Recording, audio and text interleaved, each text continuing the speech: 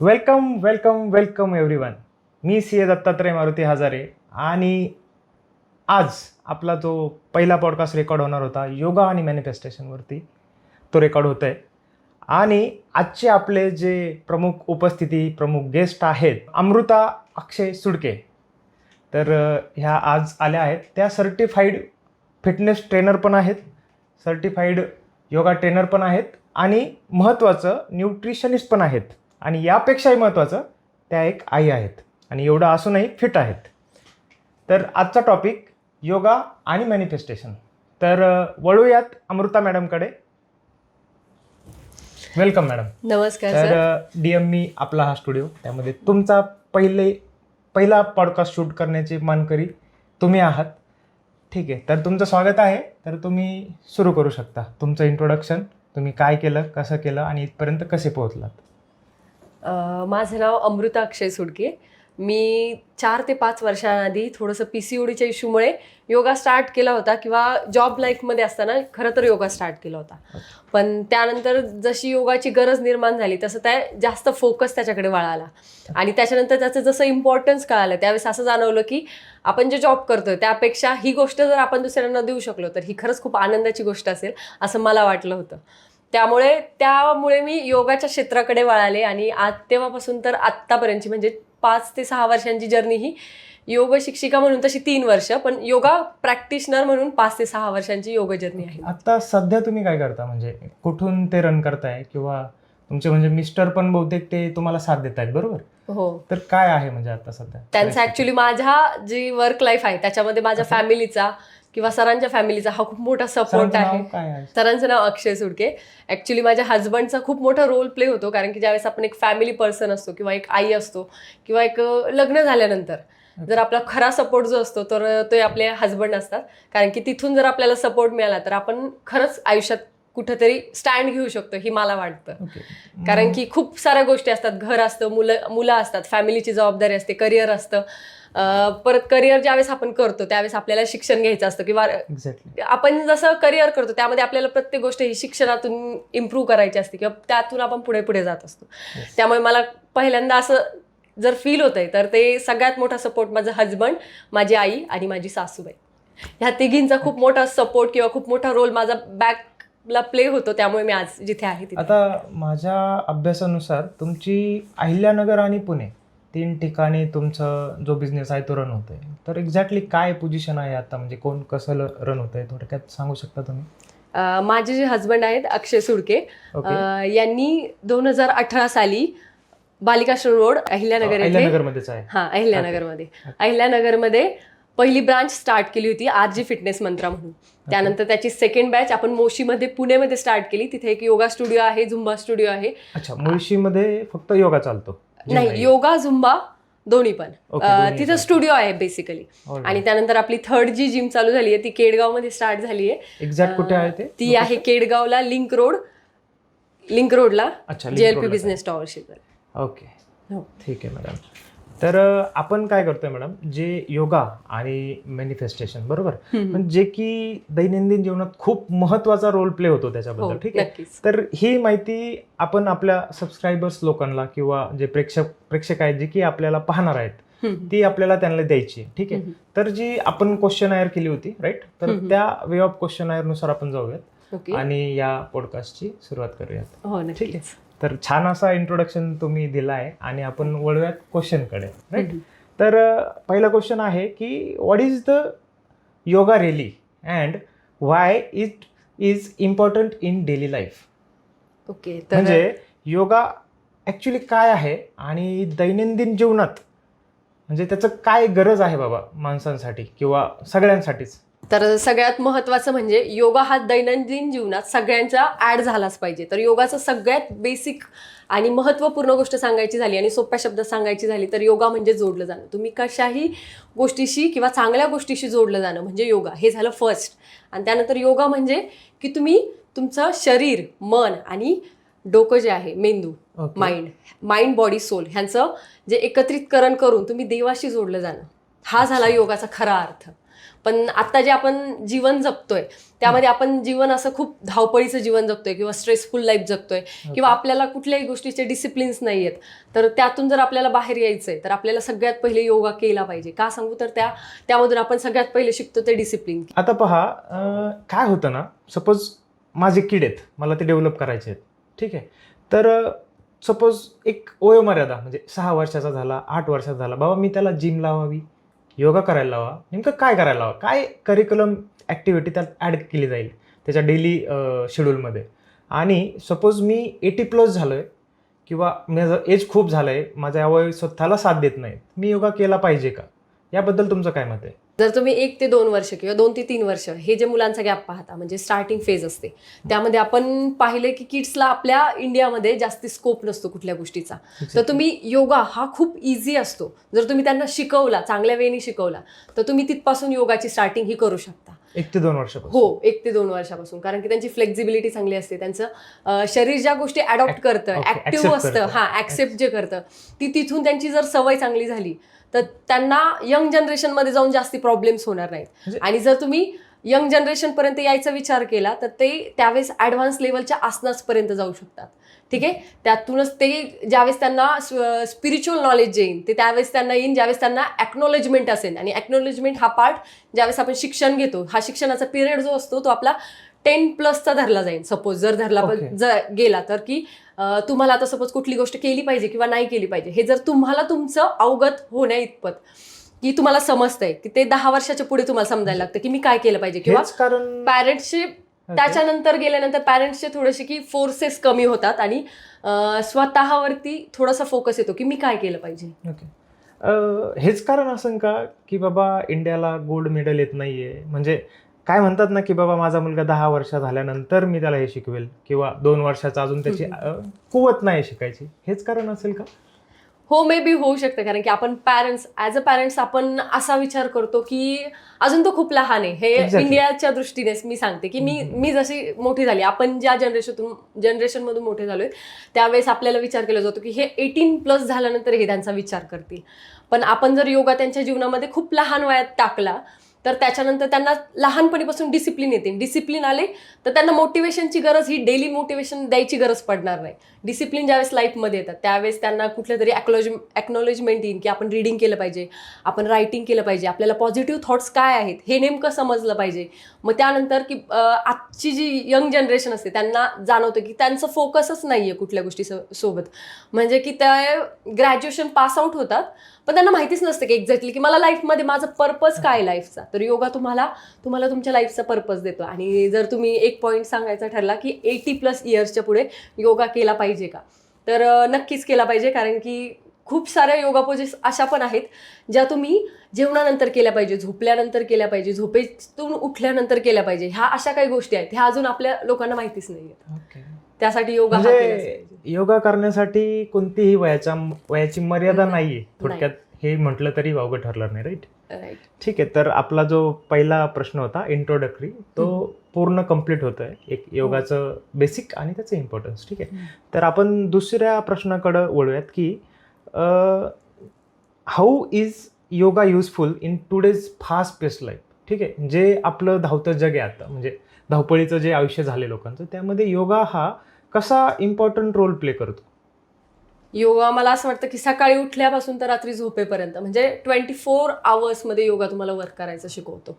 As a discipline पाहायला गेलं किंवा काही जर तुम्ही सकाळी झोपेतून उठताय, तुम्हाला जर फ्रेशनेस जाणवत नाही तर तुम्ही योगाचे पोजेस आहेत काही स्टिक पोजेस की दोन्ही हात वरती स्ट्रेच करतो.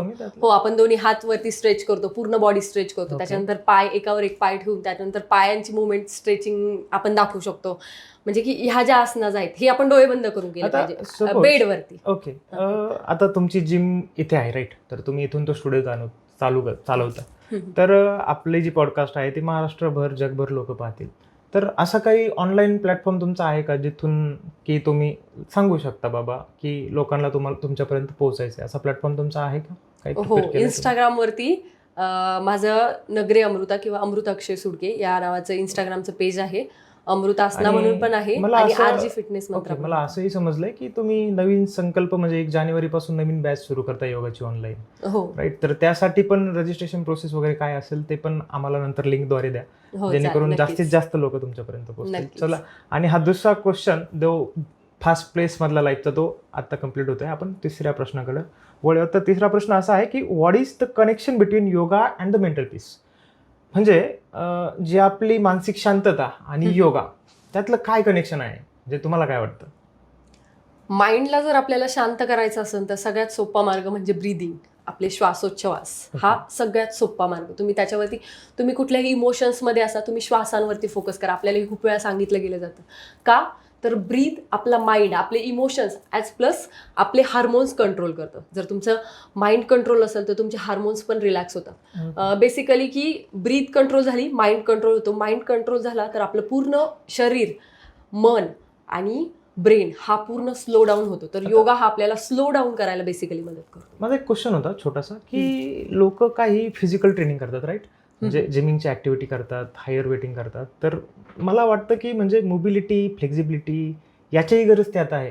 मग सपोज काही मॉडेल आहे, सपोज पुश पुल लेग करतात, परत आणि सेकंड हाफ वीकमध्ये पुश पुल लेग म्हणजे असं कंटिन्यू करतात.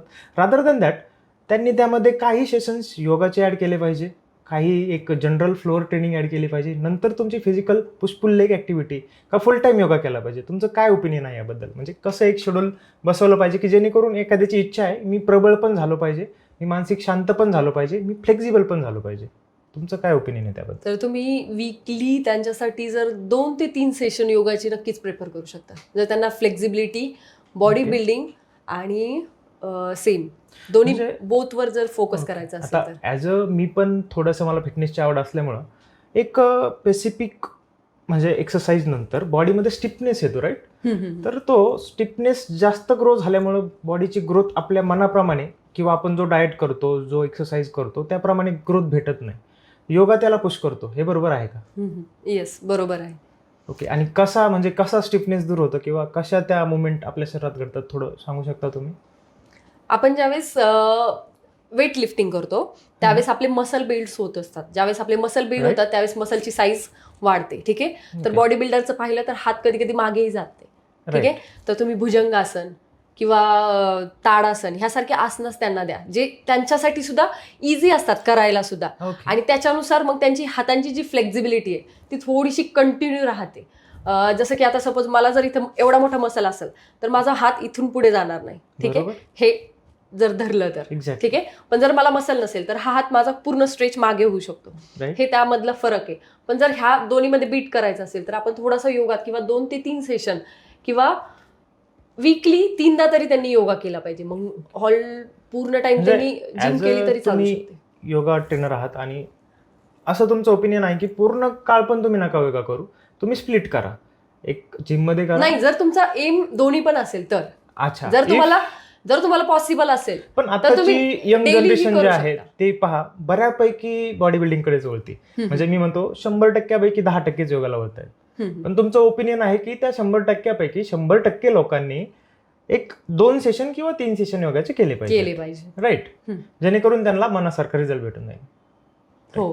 तर आता माझं पण वर्कआउट स्प्लिट सेम आहे, सो दॅट माझा हा पर्सनल क्वेश्चन होता. Okay. Right. Why is pranayama important in daily routine life? म्हणजे प्राणायाम हे दैनंदिन जीवनात कसं गरजेचं आहे? कारण आपला क्राऊड मराठी बेस पण असेल, इंग्लिश बेस पण असेल, पण आपण पूर्णतः सध्या मराठीकडून वळून जातोय किंवा आपल्याला आधी आपल्या महाराष्ट्राचा जो ओन बेस आहे तो पक्का करायचा आहे. Then we will be shifted to English and other languages too, right? So that आपण पहिल्यांदा मराठीतच सुरू करायचं. तर प्राणायामाचं महत्त्व तुम्हाला सांगायचं आहे डेली लाईफमध्ये. तर प्राणायाम जर तुम्ही स्टार्ट केले तर तुम्ही सगळ्यात पहिले तुमचा इनर पीस जो आहे तो मिळवायला तुम्हाला हेल्प करतं.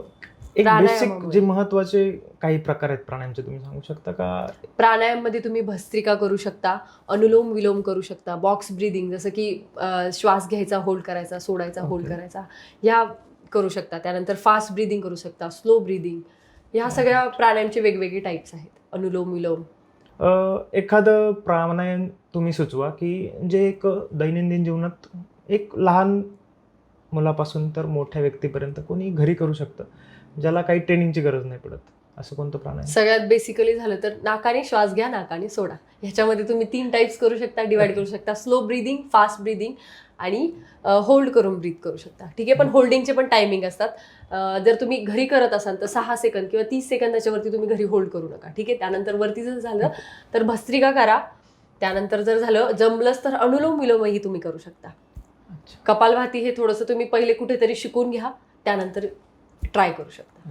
काही हरकत नाही. ओके, तर हा एक शॉर्ट क्वेश्चन होता. तर पुढचा एक क्वेश्चन आहे, how should beginner start in practising yoga? म्हणजे एखादा सपोज नवनवा काय म्हणता येईल आपल्याला, व्यक्ती किंवा मुलगी किंवा मुलगा कुणीही असो, त्यांनी योगाची सुरुवात कशी करावी किंवा कुठून करावी? म्हणजे काय तुमचं ओपिनियन आहे त्याबद्दल? इवन दो तुमचेच क्लास नाही, पण जगभरातील कोणत्याही कानाकोपऱ्यातून त्यांनी सुरुवात कशी करावी? तुम्ही पहिले एक डिसिप्लिन फॉलो करा की मला ह्याच टाइमला योगा करायचा. हे ज्यावेळेस तुम्ही थोडंसं, भले तुम्ही सकाळी नाही उठू शकत, जर जर तुम्ही मॉर्निंग पर्सन आहे, ॲज अ बिगिनर तुम्हाला सकाळी उठवत नाही, यंगस्टर रात्री स्क्रोल करत बसतो आणि सकाळी उठायला प्रॉब्लेम्स होतो. इवन दो काम पण असू शकतो. इवन दो काम पण नाईट शिफ्ट पण असू शकते. जर तुम्ही त्या टाईपचे पर्सन आहात तर तुम्ही फक्त फोकस करा की मला स्टार्टअप करायचंय. मॉर्निंगला पॉसिबल झालं तर मॉर्निंगला, इव्हिनिंगला पॉसिबल झालं तर इव्हिनिंगला. बट बेस्ट टाइम जर धरला तर सकाळचा असतो, कारण की त्यावेळेस तुम्हाला खूप जास्त बेनिफिट्स तुमच्या बॉडीमध्ये पाहायला मिळतात. आणि बिगिनर लेवलचा टाइम काय असेल सकाळचा? मॉर्निंगचा 5:30च्या नंतर तुम्ही कधीही करू शकता, 10 वाजेपर्यंत. आणि म्हणजे जेवणाच्या नाश्त्याच्या टाइमच्या आधी, जेवणानंतर 2 तासांनी तुम्ही योगा केला पाहिजे. जो ब्रह्म मुहूर्त असतो पहा एक, म्हणजे त्या वेळेत उठून केलेलं अजून योग्य असतं का? असं काही असतं का? हो, हा ऍक्च्युली सगळ्यात बेस्ट क्वेश्चन आहे की ब्रह्ममुहूर्त म्हणजे काय, किंवा त्यावेळेस उठून योगा केला पाहिजे का? तर खरंच खूप छान मुहूर्त असतो, कारण की त्यावेळेस खूप साऱ्या पॉझिटिव्ह एनर्जीज ज्या असतात त्या आपल्या अवतीभोवती असतात. टाइम सांगू शकता त्याचा काय असतो? 4 ते 5च्या दरम्यान. ओके, 4 ते 5च्या दरम्यान. हो, ह्या मुहूर्तावर तुम्ही उठलं पाहिजे, योगा केला पाहिजे, प्राणायाम केले पाहिजे किंवा देवपूजा केली पाहिजे. ही सुद्धा एक खूप पॉझिटिव्ह एनर्जी क्रिएट करते तुमच्या अवतीभोवती. निसर्गातले जे व्हायब्रेशन्स असतात ते त्यावेळेस खूप स्ट्रॉंग असतात. प्लस त्यावेळेस पोल्युशन लेवल हे खूप कमी असतं, त्यामुळे त्या मुहूर्तावर उठलं तर त्याचे बेनिफिट्स तुम्हाला खूप छान मिळतात. अच्छा, ओके, थँक्यू सो मच. ठीक आहे, हा म्हणजे एक क्वेश्चन आपला कव्हर झाला की बिगिनरनी सुरुवात कुठून केली पाहिजे, राईट. आता एक पुढच्या क्वेश्चनमध्ये आपण वळूयात. How does yoga help in reducing the stress and anxiety? म्हणजे एक आत्ताचं युग पाहिलं तर, म्हणजे तुम्ही म्हटले तसं मोबाईलमध्ये स्क्रोल करणारं किंवा एक म्हणतात की नाही का, निब्बा-निब्बी, थोडक्यात निब्बा-निब्बी टाईप. हां, तर ह्या युगात काय होतंय ना, ह्या संकल्पना ज्या की जुन्या काळात, म्हणजे एक तुम्ही पाहिलं असेल, मला वाटतं एक माझ्या सोकॉल वहिनी आहेत, तर त्यांनी मला ते सांगितलं होतं की त्यांची एक मुलगी आईसोबत बोलताना म्हणते की आई मी डिप्रेशनमध्ये चालले, राईट. तर ती आई तिला रिप्लाय देते की बाई नको जाऊ डिप्रेशनमध्ये, कुठे चाललीस तू, नको जाऊ तिकडं, आपलं जेवण केलंय, जेवून जा. म्हणजे एक कळतं की ज्या काळात, म्हणजे जे आपली आई वडील होते किंवा त्यांच्या डिप्रेशन हा शब्द सुद्धा माहितच नव्हती. सो दॅट म्हणजे कुठं चाललोय, म्हणजे डिप्रेशन काय आहे जर माहीतच नसतं तर त्यात माणूस गेलंच नसतं, राईट. मग तेच जे एन्झायटी किंवा डिप्रेशन किंवा तुमचा जो स्ट्रेस आहे, तर योगा ते कमी करण्यासाठी हेल्प करतं. हो, डिप्रेशन जर म्हणायला गेलं ना तर आपली जी पहिली पिढी आहे, म्हणजे आई वगैरे त्यांना डिप्रेशन हा शब्द का माहीत नाही, कारण की त्या काळात मोबाईल हा नव्हता. त्यामुळे त्यांच्या जास्ती करून ॲक्टिव्हिटीज ज्या होत्या त्या फिजिकल ॲक्टिव्हिटीज होत्या. ठीक आहे. आणि एक क्वेश्चन मला ऍड करायचा होता. आता माझा हा तुमच्यासाठी पर्सनल क्वेश्चन आहे. एक लहान मुलांना मोठं करताना आपण म्हणजे त्यांना मोबाईल किंवा ज्या स्नॅक्स आहेत, स्वीट्स आहेत, ह्या गोष्टी समजून दिल्यात पाहिजेत का नाही पाहिजेत, आणि आई म्हणून तुम्ही काय केलंय? ॲज अ आई म्हणून, आता माझा मुलगा 2 वर्षाचा आहे, अजून माझ्या बाळाला बेसिकली खाऊ म्हणजे अंजीर किंवा फ्रुट्स, ड्राय फ्रुट्स एवढंच माहिती आहे. त्याच्यावरती अजून त्याला खाऊ म्हणजे काय हे बाहेरचं अजून काहीच माहित नाही. मग त्यावरून तुम्ही समजून घेऊ शकता की शुगर आम्ही ऍड करत नाही, बाहेरच्या गोष्टी ऍड करत नाही, चॉकलेट अजूनही. सेलफोन बद्दल काय म्हणणं आहे तुमचं? सेलफोन बद्दल जर तसं पाहायला गेलं तर जनरेशन वाईज पाहायला गेलं, तुमच्या मुलाला तुम्ही काय केलंय? त्याला सेलफोन माहिती आहे? माहित आहे, पण देत नाही आम्ही. कारण की घरात यूज होतो. कारण स्कूलमधून आल्यानंतर मोबाईल घेणं, आपण त्यांना त्यांच्याकडून हिसकवून घेणं किंवा त्यांच्यासाठी न घेण्यासाठी वेगवेगळे मार्ग अवलंबणं, त्यापेक्षा त्यांना ही गोष्ट कळूनच नका देऊ ना, मग ही वेळ नाही येणार. बेस्ट वे आम्ही जर जो ट्राय केलाय तो आहे की आपणच घरामध्ये मोबाईल कमी वापरणं आणि त्याचा जर यूज मोबाईलचा करायचा आहे तर कामापुरता करणे आणि घराच्या बाहेर करणे, जर त्याला त्या गोष्टीपासून लांब ठेवायचे. कारण की तो जो काही शिकतोय आत्ताच्या वयात, आपला मुलगा किंवा आपले जे किड्स आहेत ते आई वडिलांकडून शिकतात. आपण त्यांचे फर्स्ट गुरु असतो, पहिले गुरु आपण असतो. सो आपण ज्यावेळेस ते आचरणात आणतो त्यावेळेस ते त्यांच्यामध्ये कुठेतरी रिफ्लेक्ट होतं. एक्झॅक्टली. ठीक आहे, म्हणजे हाही खूप महत्त्वाचा क्वेश्चन होता, जेणेकरून जे आपले सबस्क्रायबर्स आहेत किंवा पाहणारे जे आपले सपोर्टर्स आहेत त्यांनाही मुलं आहेत, काही भगिनी आहेत, तर त्यांनाही सपोर्ट होईल की आपले ग्रोअप करताना लहानपणापासून किंवा काहींचं इन प्रोसेसही असू शकतं. ठीक आहे, ह्या गोष्टी ऑनलाईन पण अवेलेबल आहेत, पण आपण जे सांगतोय ते एक प्रकारचं प्रबोधनच आहे. ठीक आहे, तर त्यांनी अवलंबलं तर नक्कीच तो त्यांना फायदाच होईल. एक्झॅक्टली. हे झालं. आणि आता आपल्याला एन्झायटी किंवा डिप्रेशन याबद्दल तुमचं काय मत आहे? एन्झायटी आणि डिप्रेशन बद्दल म्हणायला गेलं तर पहिली जी जनरेशन होती आपल्या आईची, त्यांना डिप्रेशन किंवा एन्झायटी हा वर्डच माहिती नव्हता किंवा त्यांच्याकडे मोबाईलच नव्हता. त्यांची फिजिकल ऍक्टिव्हिटी जास्त होती. आत्ताची जनरेशन पाहिली यंगस्टर तर मोबाईलचा यूज जास्त आहे, फिजिकल ऍक्टिव्हिटी कमी. फरक जाणवला कुठे यूज होतोय, आपली एनर्जी जी कुठे ड्रॉप आउट होतीये, पूर्ण सेलफोनमध्ये यूज होतोय. त्यामुळे एन्झायटी, अँगर इश्यूज काय येत आहेत? कारण की फिजिकल ऍक्टिव्हिटी नाही आहेत, आपल्या हार्मोन्स आपल्या कंट्रोलमध्ये राहिलेले नाही आहेत. काही उपाय त्यावरती किंवा कोणते आसन केले पाहिजे त्यासाठी आपण फिजिकल ऍक्टिव्हिटी पहिले स्टार्ट करणे सगळ्यात बेस्ट. हा, व्हॉट एव्हर, वॉकिंग करा, रनिंग करा, घरात बसून तुम्ही योगा आसन करा किंवा जर तुम्हाला बॉडी वेट एक्सरसाइजेस माहिती आहेत तर ते तुम्ही स्टार्ट करा. हा सगळ्यात बेस्ट वे आहे की तुम्ही एन्झायटी किंवा डिप्रेशनमधून बाहेर येऊ शकता. आणि त्याच्याच वरती जर गेले तर प्राणायाम, ध्यान आणि धारणा ह्या दोन्ही गोष्टी वेगळ्या आहेत. धारणा म्हणजे जे की तुम्ही एका गोष्टीवरती कुठल्या तरी फोकस करा, आणि ध्यान म्हणजे की तुम्ही ते लॉंग टर्म करा. ह्या दोन गोष्टी सुद्धा त्यामध्ये खूप हेल्प करतात. आणि ब्रीदिंग झालं तर श्वासांवरती लक्ष केंद्रित करा, सगळ्यात सोपा मार्ग ज्यामध्ये तुम्ही इनर पीस तुमचा आणू शकता. आता एक महत्त्वाचा क्वेश्चन की म्हणजे खूप लोकांना असं वाटतं मेडिटेशन हा म्हणजे ओव्हरऑल आपल्या लाईफमध्ये काय वर्क प्ले करतो. ठीक आहे, किंवा भरपूर जणांना असं वाटतं की काय बसून होतंय किंवा काय मेडिटेशन का बसायचं किंवा माझा वेळ जातोय. तर खरंच ते मेडिटेशनचे फायदे आहेत का किंवा वर्थित आहे? वर्थित आहे का? अच्छा, मेडिटेशन पाहायला गेलं तर सगळ्यांचा क्लास म्हणजे की सगळ्यांमधून तुम्हाला बाहेर पडायचं असेल तर सगळ्यात महत्त्वाची गोष्ट म्हणजे की मेडिटेशन, जी तुम्ही रोज केलं पाहिजे. आता भरपूर लोकांचं असं असतं की मला प्लॅटफॉर्म नाही आहे मेडिटेशन करायला, मी खूप गर्दीत राहतो किंवा माझ्या आजूबाजूला खूप नॉईज असतो, मला शांतता नाही आहे. तर ह्या खरंच गोष्टी मॅटर करतात का मेडिटेशन करण्यासाठी?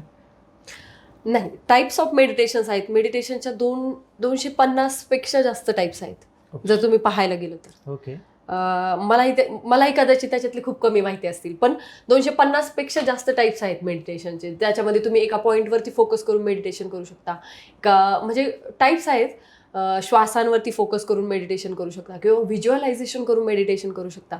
कधी कधी जर तुम्ही एखादी बुक वाचली तर तुम्ही रिलॅक्स होऊन फक्त बसलेत आणि दिवसभराचा जर सपोज विचार केला किंवा बुक्सचा विचार केला की आज मी काय पॉझिटिव्ह पॉईंट केले, हेही कुठलं एका पद्धतीचं मेडिटेशन आहे. किंवा जर सगळं सोडलं, जर तुम्हाला मेडिटेशन हा शब्द तुमच्या लाईफमध्ये अनुभवायचा आहे तर तुम्ही जे काम करताय आता, जे डेली बेसिसवरती तुमचं जे वर्क आहे, तुमचं जे काम आहे ते तुम्ही फोकस होऊन करा, हेही एका पद्धतीचं मेडिटेशन आहे. म्हणजे खूपच गरज आहे ॲक्च्युली मेडिटेशनची, right? How does yoga improve our physical and mental health? म्हणजे एक बाबा शारीरिक आणि मानसिक दृष्ट्या इम्प्रूव्हमेंट योगा कसं करतो? जर तुम्ही योगाकडे वळतायत तर तुमचा दृष्टिकोन हा असतो आजकालच्या जनरेशनचा की ते एक वेट मशीनवरती, वेंग मशीनवरती थांबतात. माझं हे माझं वेट आहे, हे मला कमी करायचं एवढ्या दिवसामध्ये, हे टार्गेट घेऊन माझ्याकडे खूप जण येतात जे वेट लॉससाठी येतात. पण जर तुम्ही योगाला खरं रूपाने पाहायला गेले, प्रत्यक्षात पाहायला गेले तर योगा तुम्हाला 1 मंथमध्ये तुमची एन्झायटी जे इश्यू आहेत ते तुम्हाला कव्हर करून देऊ शकतं. इनर पीस जो म्हणतात तो तुमचा कव्हर करून देऊ शकतं, रादर दॅन फिजिकल ऍक्टिव्हिटी. म्हणजे खूप जणांना असं वाटतं की योगा म्हणजे फक्त आसनाच, पण आसनाच्या पलीकडे जाऊन योगा खूप काही तुमचं पूर्ण बॉडीमध्ये जे इंटरनल स्ट्रक्चर आहे, हार्मोन स्ट्रक्चर आहे, लेडीजमध्ये जे हार्मोन्स बिघडतात, हार्मोन स्ट्रक्चर बॅलन्स करतं. ह्या सगळ्या गोष्टी योगाने तुमच्या फोकस्ड होऊ शकतात, अलाइन होऊ शकतात. म्हणजे आपण जे म्हणतोय की मी ट्रेनिंग सुरू केली आहे, जर वेट गेन करतोय तरच रिझल्ट आहे, पण योगाचं असं नाहीये, तुम्ही इंटरनली त्या वेट गेन पेक्षा जास्त इम्पॉर्टन्स जे चेंज करायचे ते करताय आयुष्यात, हो, बरोबर? ओके, ठीक आहे. तर आता पुढच्या प्रश्नाकडे आपण वळूयात. आता एक स्पेशली, आता तुम्ही एक वुमन आहात, तर योगाचे वुमनसाठी, आपल्या भगिनींसाठी, ज्या की सपोज लहान 1-2 वर्षापासून तर आपलं जसं बोलणं झालं 80 वर्ष किंवा त्याच्यापेक्षा जास्त, तर त्यांच्यासाठी काय महत्त्व आहे किंवा काय वेगळं पुरुषांपेक्षा महत्त्व आहे योगाचं त्यांच्या आयुष्यात, कसं सांगू शकाल तुम्ही? आपण जे वुमन स्त्रियांची जी लाईफ पाहतो आत्तापर्यंतची, तर त्यांना खूप गोष्टी अशा एकत्रित करताना तुम्ही पाहिलं असेल as compared to gents.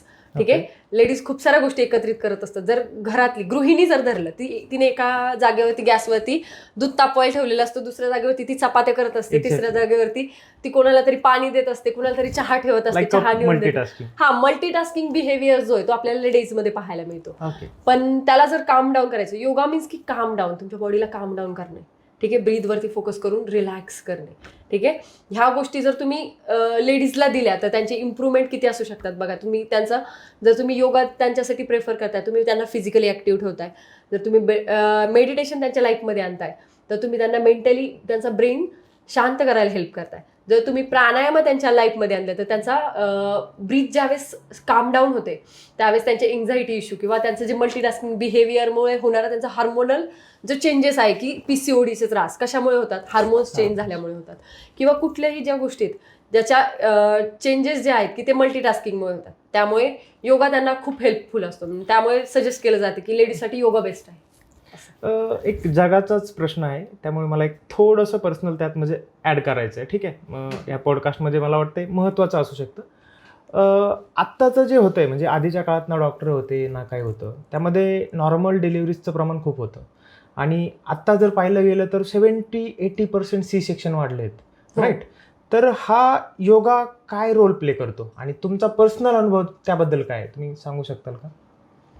Actually खरं सांगायला गेलं तर योगा हा माझ्या लाईफमध्ये खूप की टर्निंग पॉईंट राहिलेला आहे, की ॲज अ नॉर्मल डिलिव्हरी, माझी नॉर्मल डिलिव्हरी आहे त्यासाठी. का तर ज्यावेळेस मला बेबी राहिलं होतं किंवा त्यावेळेस माझं 1 इयर जे आहे, 9 मंथ जे म्हणतात, ते पूर्ण मी बेड रेस्टवर होते. पण त्याच्या आधी मी 2-2.5 वर्ष 3-3.5 वर्ष योगा करत होते. त्यामुळे मला त्याचा बेनिफिट्स काय झाला की माझी नॉर्मल डिलिव्हरी झाली ना की C-सेक्शन. मग तुम्ही पाहू शकता की तुम्ही त्यावेळेस म्हणजे की मोस्ट ऑफ लेडीज ज्यावेळेस बेबी राहतं त्यावेळेस स्टार्ट करतात योगा करायला. पण असं न करता तुम्ही जर त्याचं स्टार्टिंगपासून चालू केला, डेली लाईफमध्ये ठेवला, तर त्याचे बेनिफिट्स लागल्यावर वीर खाण्यापेक्षा प्रिपरेशन आधीपासूनच केलेलं always better, right? During pregnancy yoga केला पाहिजे, काय मत आहे? कारण मी असं पाहतोय की म्हणजे जुन्या काळात मम्मी सांगते की जेव्हा तू होता पोटात तेव्हा मी हे करायचे ते करायचे. Now the things are change ना. काय होतंय की आत्ता म्हणजे लेडीज एवढं प्रिकॉशन्स घेत आहेत, म्हणजे ना खाली पडलेली वस्तू उचलतायत. पण मी एक US काही जिमच्या व्हिडिओ पाहतोय, तर pregnant lady 7 to 8 month they lifting weight, right? Barbell, squat and all. म्हणजे योगा केला पाहिजे शेवटपर्यंत का कसं, म्हणजे काय ओपिनियन आहे तुमचं? हो, योगा तुम्ही शेवटपर्यंत करू शकता. ॲज कम्पेअर्ड टू पहिलं जनरेशन, त्यावेळेस ते फिजिकली ॲक्टिव्ह होते, ते चक्की चालवायचे, जातं दळायचे, पाणी घेऊन यायचे, weight lifting, it's also weight lifting, की ते चालत यायचे, तेवढं पाण्याचे हंडे घेऊन चालत यायचे. हे पण वेट लिफ्टिंग झालं. ते 9 महिने ते गोष्टी करायचे. परत त्याच्यानंतर खूप सांगतात की आम्ही बकेट घेऊन भरून आणून ठेवायचो, घरामध्ये पाणी भरून आणून ठेवायचो, घरातल्या सगळ्यांची कामं केली जायची. आता तसं राहिलं नाहीये की आपल्याला पाणी जरी म्हटलं ते नळ चालू केला, चालू आहे, पाणी चालू आहे, बटन दाबलं, फॅन चालू आहे, कुठल्याच गोष्टी नाही. हा, इझी झाली आपली लाईफ, म्हणजे की खूप गोष्टी आपल्याला खूप स्वतःहून कराव्या लागत नाही. त्यामुळे आता काय झालं की फिजिकल ॲक्टिव्हिटी कमी झाली. तर योगा काय हेल्प करतो की फ्लेक्झिबिलिटी आणतो, तुम्हाला तेवढं वर्कलोड तुमच्यावरती देतो, ना की तेवढं नाही ॲज कम्पेअर्ड टू आपण खूप सिम्पल आसनास जे ठेवतो ते प्रेग्नेंट लेडीजसाठी खूप सिम्पल आसनास असतात. त्यामुळे पण तरी त्यांना जे डिलिव्हरीसाठी हेल्प करू शकतील, कारण की त्यांचं पहिलं रुटीन जे आहे त्याच्यामधून त्यांना हेवीमध्ये आपल्याला टाकता येत नाही. पण जर ॲज कम्पेअर्ड टू फॉरेनच्या लेडीज झाल्या तर ते पहिल्यापासून वेट लिफ्टिंग करतायत, तर त्यांना 9 मंथ ते कंटिन्यू करणं हार्ड नाही आहे. पण ते कुठेतरी थोडंसं चुकीचं आहे, कारण की त्यावेळेस आपण बेबीवरती स्ट्रेस देऊ शकत नाही असं मला वाटतं, पण काही लिमिटपर्यंत देऊ शकतो. तर ठीक आहे, आपण पुढच्या क्वेश्चनकडे वळूयात. खूपच महत्त्वाचं हे डिस्कशन होतं आय थिंक. यासाठी आपण कधीतरी नवीन एक वेगळा पॉडकास्ट त्यावरच बनवूयात. ठीक आहे. तर why should today's youth adopt yoga, म्हणजे एक आत्ताच्या जी यंग जनरेशन आहे त्यांनी योगाकडे का वळलं पाहिजे? टुडेज जनरेशनचं जर पाहायला गेलं तर सध्याचं रुटीन असं आहे की सोशल मीडिया, मोबाईल वापरणं, त्यानंतर जर कॉलेजेसमध्ये गेलं तर त्यातही काहींचं लाईफ आहे, सो दॅट मग त्याला काय ऑप्शन? नाही, मी तेच सांगते ना, त्यांचं लाईफस्टाईल पाहायला गेलं तर एक सोशल मीडिया, त्याच्यानंतर काहीतरी कॉलेजेसमध्ये फ्रेंड्स ज्यावेळेस होतात, पॅचअप, ब्रेकअप, ह्यामधून त्यांचं पूर्ण इमोशनल जो आहे सर्किट डाऊन होऊन जातं. ठीक आहे, ते सगळं त्यांना बॅलन्स करायचं असेल तर त्यांनी एक फिजिकल ऍक्टिव्हिटी केली पाहिजे. योगा इज अ बेस्ट, कारण की योगा सगळ्या गोष्टींमध्ये हेल्प करतो. जसं की मी आधी सांगितलं, मेडिटेशन काय हेल्प करतं, प्राणायाम काय हेल्प करतं, फिजिकल ऍक्टिव्हिटीज काय हेल्प करतात, हे सगळं वेगवेगळ्या लेवलला. आणि जर सोशल मीडियाचं जर सपोज आता नेटफ्लिक्स, खूप जण नेटफ्लिक्स रात्रीपर्यंत स्क्रोल करत बसतात किंवा रात्री त्यांना झोप येत नाही यंगस्टरला, तर नेटफ्लिक्सचं जर विचारायला गेलं ना तर त्यांचं एक स्टडी झालं की तुमचा सगळ्यात मोठा दुश्मन काय आहे, तर त्यांनी सांगितलं होतं की झोप. हो. मग ह्याच्यावरून तुम्ही पाहू शकता की नेटफ्लिक्स रोज रात्री बेरात्रीपर्यंत लोक का पाहतात, कारण की ते ॲडिक्शन झालंय कुठेतरी, किंवा ती लाईफस्टाईल झाली आहे त्यांची की 2 वाजता झोपणं. पण ते ॲक्च्युली खूप पद्धतीने चुकीचं आहे. ते आत्ता आपण जे म्हणतोय की पूर्वीचे लोक पहिले 100 वर्षापर्यंत जागायचे, आता ते प्रमाण कुठेतरी 40-50 पर्यंत आले, मे बी माहीत नाही, पण ते 20 पर्यंत यायला सुद्धा जर हेच लाईफस्टाईल राहिलं तर होऊ शकतं. पुढच्या 5-6 वर्षात सुद्धा ह्या गोष्टी आपल्याला पाहायला मिळू शकतात, कारण की आत्ताची जनरेशन आहे की पूर्वी लेडीजचं पाहायला गेलं तर पाळीचं जे प्रमाण होतं ते 14-15 वर्षाच्या नंतर यायचं. आता पाळीचं प्रमाण गर्ल्समध्ये 9 ते 10 वर्षापर्यंत आलंय. आणि हे घातक आहे शरीरासाठी. हो, खूप. कारण की आणि जर जेंट्समध्ये पाहायला गेलं तर ओबेसिटीचा इश्यू जसा वाढतोय, जसं खाणं आपल्याला, फॅट्स आपल्याला कळत नाही किती फॅट्स खातोय, स्टोअर होत आहे, त्यामुळे शुगरचं प्रमाण सुद्धा आता 9-10 वर्षांच्या मुलामध्ये शुगर, डायबेटीज का, कशामुळे? ओके. एक ॲडिशन मी त्यात करायची होती मला. योगा, आता आपण चांगलंच बोललो योगाबद्दल, राईट सगळं, पण योगा काही वेळा योग्य पण नाही आहे. मग तो कधी योग्य नाही, म्हणजे काही एक्सरसाइज झाल्यावर किंवा असं काही आहे का बाबा ते त्यावेळेस योगा योग्य नाही आहे, केला पाहिजे नाही जावा? अच्छा, योगा जर तसं पाहायला गेलं तर डिलेव्हरीच्या काही महिने आपण योगा थोडे दिवस स्किप करू शकतो, कारण की थोडंसं बेबी फिडिंग वगैरे चालू असतं, बॉडीची एनर्जी ही दुसऱ्या गोष्टींमध्ये यूज होत असते, त्यामुळे योगा नाही केला पाहिजे त्या काळामध्ये. तरी थोडासा 5 ते 6 महिन्याचं जर सी सेक्शन असेल तर, नॉर्मल डिलेव्हरीला तुम्ही 2 मंथच्या नंतर स्टार्ट करू शकता. खूपच ऑब्सेशन आहे आणि तो दिवसात 8 ते 10 तास योगा करतो, इज इट राईट फॉर हिम? नाही, जर तुम्हाला जर करायचंच असून, तुम्ही खूप प्रॅक्टिशनर असता, तुम्हाला त्याची जर सवय असेल तर तुम्ही 2 तास योगा जास्तीत जास्त करू शकता. त्याच्या पलीकडे तुम्ही नाही गेला पाहिजे. जास्तीत जास्त 2 तास, खूप जो ॲडव्हान्स लेवलचा आहे त्याच्यासाठी. पण त्याच्यासाठी पण ते खूप रित्या बरोबर नाहीये. थोडंसं 1 तास हा 40 मिनिटं हे ओके आहेत, पण त्याच्यापेक्षा वरती जायचं ठरलं तर ओके. एक आता रेग्युलर योगा करून म्हणजे काही हॅबिट्स चेंज होतात माणसामध्ये. म्हणजे क्वेश्चनच असा आहे की how does regular yoga practice change the lifestyle?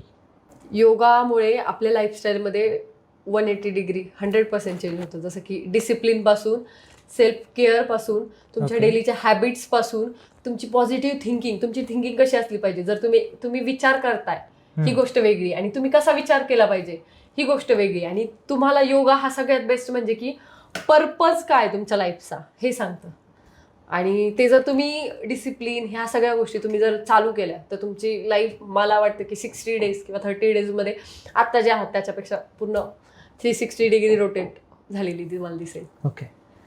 तर आता हे पूर्ण होतं आपलं योगाचं. ठीक आहे, आपण सगळे काही क्वेश्चन जे आपले ठरले होते किंवा जी क्वेश्चन होती ती आपली कंप्लीट होती, सो दॅट आपण मॅनिफेस्टेशनकडे आत्ता वळूया. ठीक आहे, हा शब्द म्हणजे एक विचारतानाच असा मोठा शब्द वाटतो. ठीक आहे, तर एक थोडक्यात आपल्याला ते कव्हर करायचं आहे. मग तुम्ही मला म्हणजे start to end, what is the manifestation किंवा त्याचं कनेक्शन योगामध्ये काय आहे किंवा ते कसं हेल्प करतं माणसाला, ह्या सगळ्या गोष्टी एक आपण काय करतो आता, हे सगळे आपले वेगवेगळे क्वेश्चन एकत्र करून तुम्ही मॅनिफेस्टेशनबद्दल सांगा असं मला वाटतं.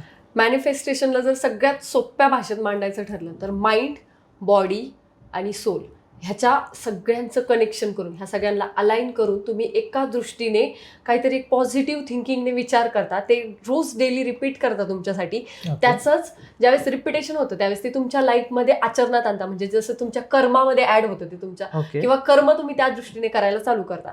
म्हणजे की जसं तुम्हाला आता उद्या काहीतरी हवंय लाईफमध्ये, म्हणजे 5 वर्षांनी, तर तुम्ही त्याचं स्टार्टअप आजपासून करता की मला 5 वर्षांनी हे मला स्वतःला पाहायचं झालेलं, ठीक आहे. पण त्याच्या दृष्टीने विचार केल्यानंतर तुम्ही कुठल्या तरी एका गोष्टीवरती जाऊन थांबता आणि तिथून तुमचे कर्म स्टार्ट होतात की त्या गोष्टीकडे जाण्याचा मार्ग चालू होतो, ठीक आहे. तर कर्म हे त्यासाठी खूप बेस्ट वर्क करतं मॅनिफेस्टेशनमध्ये. आणि जशी तुमची बॉडी किंवा तुमच्या एनर्जीज किंवा तुम्ही जे बोलताय ते रिपिटेशन्स हे सगळं अलाइन झालं तर त्याचे रिझल्ट तुम्हाला खूप फास्ट मिळतात. आणि ह्या गोष्टी किंवा तुमच्या जीवनात एखादा प्रसंग आहे का जो की तुम्ही मॅनिफेस्ट केलाय आणि तो कम्प्लीट झालाय? हो, अशा भरपूर गोष्टी आहेत. पण असं होऊ शकत नाही. जशा छोट्या छोट्या गोष्टी, एक असं की एक हार्मोनी असते, ती आपल्याला भरपूर गोष्टी आपल्याला नकळत पण मिळत असतात, तशाही काही गोष्टी असतात. पण ज्यावेळेस आपण मॅनिफेस्टेशन करतो, असं मी नाही म्हणू शकत की मला उद्या करोडपती व्हायचंय, ठीक आहे. तर मला त्यासाठी काहीतरी मला एक्झॅक्टली त्याच्यासाठी मला काय करावं लागेल की मला विचार करावा लागेल की मला जर आत्ताची माझी फायनान्शियल इन्कम ही आहे, मला त्याच्यानंतर इथपर्यंत जायचंय, तर माझं रोडमॅप काय आहे हे मला ग्राह्य धरून माझे लिमिट्स मला क्रॉस कुठेतरी करावे लागतील. त्याच्यासाठी माझ्या लाईफमध्ये मला डिसिप्लिन आणावं लागेल. डिसिप्लिनसाठी मला कर्मा माझे चेंज करावे लागतील की मी जर आता 7-8 वाजता उठते तर मला त्याच्यापासून 4-5 वाजता उठून माझी रोजची लाईफस्टाईल जी आहे ती फोकस्ड डिसिप्लिनमधून आणि कन्सिस्टन्सी, सगळ्यात बेस्ट म्हणजे की कन्सिस्टन्सी मॅटर करते. आणि हे पण असं असतं की एक हार्मोनी असते की आपल्याला आपल्या लाईफमध्ये आपल्या एनर्जीज ज्या आहेत ते काही गोष्टी आपल्याला काही कालांतराने मिळणारच असतात, ठीक आहे. पण सगळ्यात बेस्ट गोष्ट म्हणजे मॅनिफेस्टेशन म्हणजे काय की आपल्याला ज्या गोष्टी मिळवायच्या त्याच्याबद्दल पॉझिटिव्ह विचार करणे, आपला माइंडसेट पॉझिटिव्ह बनवणे, त्या गोष्टी डेली रिपीट करणे आणि त्याचबद्दल विचार करून तसे कर्म करत राहणे आणि त्या गोष्टी आपल्याला मे बी मिळू शकतात. कारण की ज्या गोष्टी नशिबाने नाही मिळतात, जर कर्म जर चांगले असतील तर त्या दृष्टीने असतील तर 100% नाही म्हटलं तरी 90% तुम्हाला नक्कीच मिळतील असं मला वाटतं. म्हणजे असंच नाही की तुम्ही फक्त मॅनिफेस्ट करताय आणि त्याच्यासाठी तुमचा फिजिकली पुश म्हणा, मेंटली पुश म्हणा, किंवा तुम्ही ज्या ऍक्टिव्हिटी करायच्या आहेत त्याला मिळवण्यासाठी, तर ते तुम्ही केल्या नाहीत तर तुमचं मॅनिफेस्टेशन बेसिकली माइंड, बॉडी आणि ऍक्शन ह्या 3 गोष्टी जर तुम्ही चांगल्या बसवल्या, सेट केल्या आणि कन्सिस्टन्सीने केल्या तर तुमचं manifestation will be the goal completed. मतलब की आपण तेव्हा आपलं जे मॅनिफेस्टेशन आहे ते कम्प्लीट होतं. जर तुम्ही फक्त असंच म्हणताय की मॅनिफेस्टेशन करतोय आणि त्यासाठी तुम्ही काहीच नाही करत आहे, कर्म काय करत नाहीये, तर ते कम्प्लीट नाही होऊ शकत. जसं की आपण म्हणतो की जी गोष्ट आपण मला जर कोई चीज हमें शिद्दत से चाहो, अगर कोई किसी चीज को हम शिद्दत से चाहो तो पूरी कायनात उसे हमें मिलाने में जुड़ जाती है, असं आपण ऐकलंय का SRKच्या ह्याच्यामध्ये, ठीक आहे.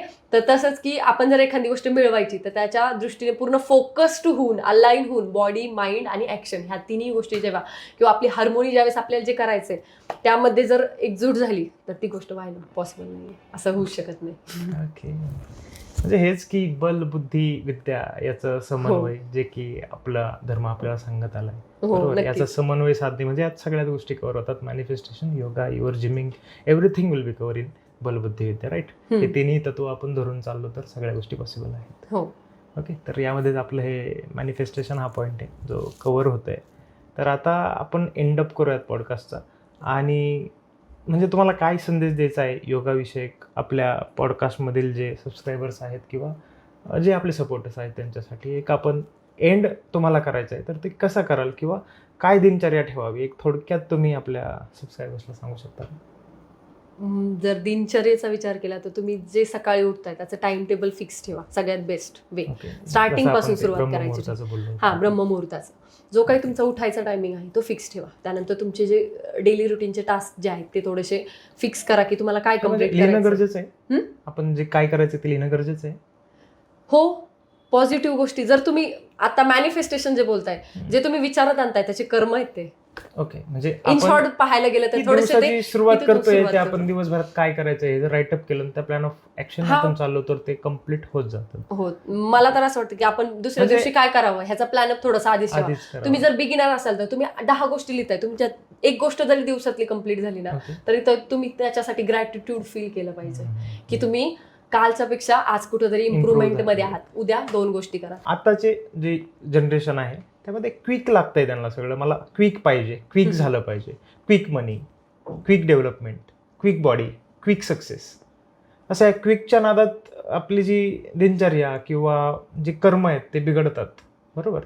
त्यामध्ये म्हणजे योगा करून, ह्या गोष्टी करून, ह्या म्हणजे हे जे साधना करून किंवा तुम्ही म्हणताय वेगळ्या वेगळ्या प्रकारचे आसन करून ह्या गोष्टी आटोक्यात आणू शकतो आपण, राईट. हो, योगा त्यासाठी. योगा मीन्स की काम डाऊन. सगळ्यात पहिले तुमच्याजवळ जर कुठली गोष्ट योगामुळे येते ती आहे की काम डाऊन. तुमची बॉडी माइंड कसं काम डाऊन करायचं हे तुम्हाला सगळ्यात पहिले योगा शिकवतं. आणि त्याच्यानंतर तुमच्या भरपूर गोष्टी जसं की सेल्फ केअर, परत तुमचं डेलीचं रुटीन हे कसं चेंज करायचं हे शिकवतं.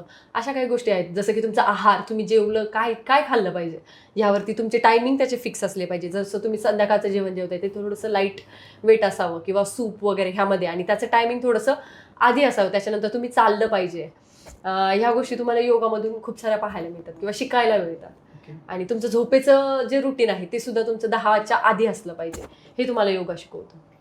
चला तर आजचे आपले पाहुणे होते अमृता सुडके मॅडम.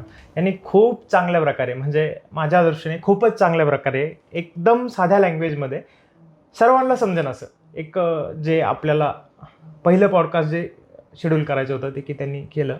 त्यांचं खूप खूप अभिनंदन मी करतो आणि मनापासून त्यांचे धन्यवाद मानतो की त्यांनी त्यांचा वेळ, आता रविवार होता पण त्यांना म्हणजे ते आई आहेत, 6 दिवस ते पूर्ण त्यांच्या जिमसाठी देतात किंवा योगासाठी देतात आणि 1 दिवस जो फॅमिलीसाठी द्यायचा असतो तो आपल्या पॉडकास्टसाठी दिला. तर तुम्हाला हा पॉडकास्ट पाहून काय वाटलं, कसं वाटलं, तुमचे काही डाऊट्स असतील किंवा आमचंही काही चुकलं असेल, आम्ही काय त्याच्यातले म्हणजे खूपच पुढं गेलेलो आहोत किंवा आम्हाला खूप नॉलेज आहे असं त्यातलं काही नाही. तुमचे काही शंका असतील, डाऊट असतील, तुम्ही नक्कीच कमेंटमध्ये सांगू शकता. आणि चॅनल सबस्क्राईब करा. Stay tune. नवीन अशाच व्हिडिओ तुमच्यासाठी आणू. आणि तुम्हाला जर वाटतंय मॅडमला परत एकदा कोणत्या टॉपिकवर आणायचं आहे, बोलायचं, तर त्या ऑलवेज आपल्यासाठी उपस्थित आहेत.